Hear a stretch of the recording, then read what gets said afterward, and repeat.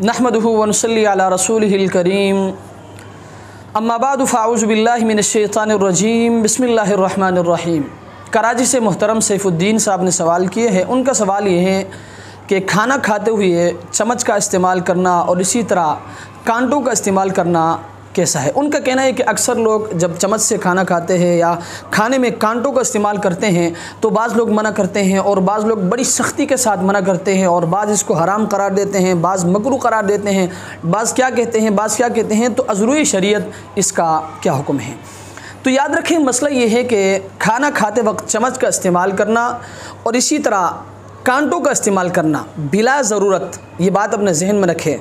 मैंने बिला ज़रूरत का लफ्ज़ इस्तेमाल किया है, कहीं ऐसा ना हो कल को कोई मेरी इस बात को लेकर ये इशू खड़ा कर दे कि मौलवी साहब ने चम्मच से खाने को हराम करार दिया। मैंने हराम करार नहीं दिया।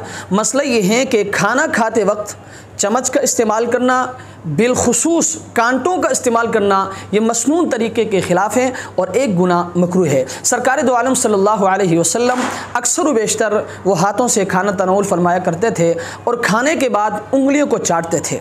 और जहाँ तक गोश्त काट कर खाने का हुक्म है तो याद रखें, उस शादी का ये भी कहना था कि अक्सर लोगों को देखा जाता है कि वो बिरयानी खाते वक्त या कोई और चीज़ खाते वक्त एक हाथ में वो यूँ चम्मच लेते हैं और एक हाथ में दूसरे कांटे वगैरह लेते हैं, गोश्त को यूँ हाथों से वो काटते हैं, काट काट कर उसको खाते हैं। तो अज़रूई शरीयत इसका क्या हुक्म है। तो याद रखें, जहाँ तक गोश्त काट काट कर खाने का हुक्म है तो आप सल्लल्लाहु अलैहि वसल्लम का आम मामूल वो काट के खाने का नहीं था, बल्कि आप अलैहिस्सलातु वस्सलाम गोश्त को यूँ खींच कर खाया करते थे। और आप अलैहिस्सलातु वस्सलाम ने गोश्त के लिए छुरी के इस्तेमाल को नापसंद करते हुए आप सल्लल्लाहु अलैहि वसल्लम ने फरमाया कि गोश्त को छुरी से मत काटो।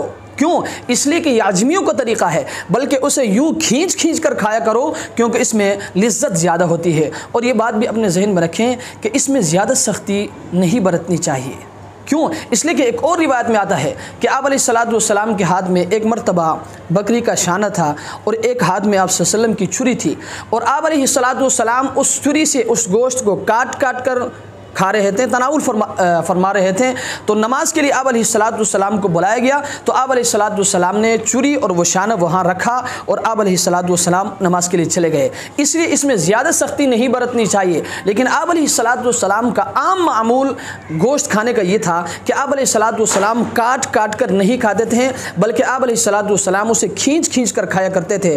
और इसी तरह खाना खाते हुए आप अलैहिस्सलातु वस्सलाम चम्मच का इस्तेमाल नहीं फरमाते थे, बल्कि आप अलैहिस्सलातु सलाम हाथों से खाना तनाउल फरमाया करते थे और खाने के बाद उंगलियों को चाटते थे। अगर आप मसनून तरीके से, सुन्नत तरीके से खाना चाहते हैं तो मसनून तरीका ये है कि आप अपने हाथों से खाना खाया करें। और इसी तरह गोश्त खाने का तरीका ये है कि आप उसको काट कर ना खाएं, बल्कि उसको खींच कर खाएं क्योंकि इसमें लज्जत भी होती है और मसनून तरीका भी यही है। अल्लाह तबारक व तआला हमें समझने की तौफीक अता फरमाए। व आखिरु दावाना अनिल हम्दुलिल्लाह।